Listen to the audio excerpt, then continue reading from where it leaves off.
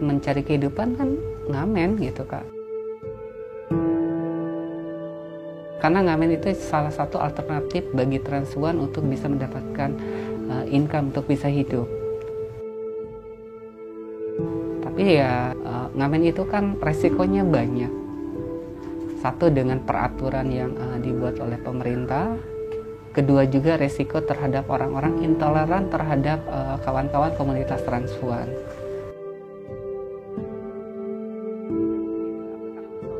Diguyur air, terus dilempar batu.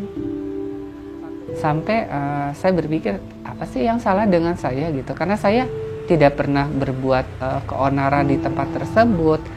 Ketika saya ngamen permisi dulu. Ketika kita ditangkap, secara otomatis dipermalukan. Itu menjadi satu beban psikologis loh Kak.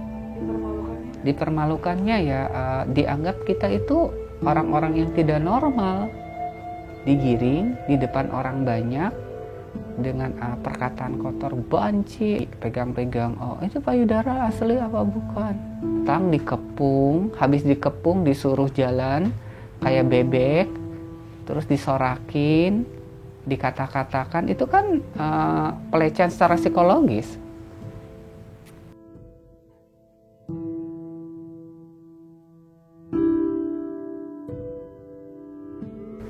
Itu yang menjadi suatu alasan kenapa saya memilih untuk punya keterampilan. Ya saat ini saya punya keterampilannya jahit gitu ya. Pola pikir semakin kesini semakin baik gitu ya. Saya bilang baik kenapa? Karena itu tadi, karena saya membuka ruang untuk orang masuk di dalam lingkungan saya.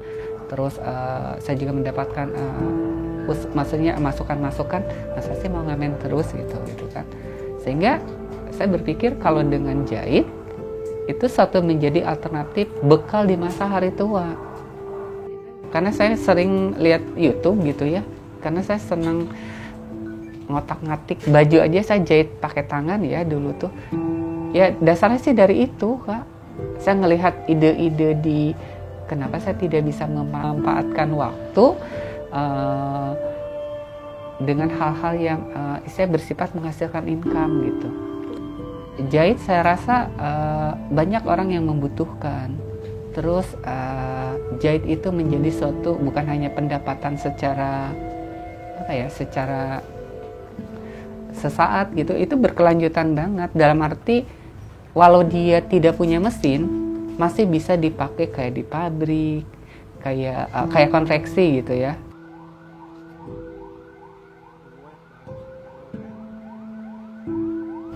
Saya harapannya ke depan banyak teman-teman yang mau belajar keterampilan.